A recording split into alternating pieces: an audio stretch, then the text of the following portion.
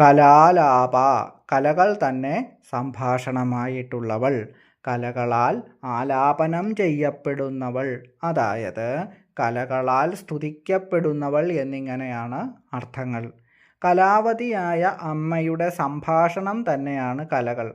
സൗഭാഗ്യഭാസ്കരത്തിൽ ക, ലാല, ആപ എന്നിങ്ങനെ ഈ നാമത്തെ പിരിച്ചുകൊണ്ട് ക എന്നതിന് ബ്രഹ്മം എന്നും ലാല എന്നതിന് ഉമിനീർ എന്നും അർത്ഥം നൽകിയിരിക്കുന്നു. ആപ എന്നാൽ പ്രാപിച്ചവൾ അല്ലെങ്കിൽ പ്രാപിക്കപ്പെട്ടവൾ എന്നും അർത്ഥം വരും. അങ്ങനെ നോക്കുമ്പോൾ ഉമിനീർ എപ്രകാരമാണോ സ്വാഭാവികമായും വായിൽ ഉണ്ടാകുന്നത്, അതുപോലെ അമ്മയിലൂടെ മോക്ഷപ്രാപ്തി, അതായത് ബ്രഹ്മപദപ്രാപ്തി സാധ്യമാകുന്നു എന്ന് അർത്ഥം ലഭിക്കും. ഓം കലാലാപായൈ നമഃ. ഓം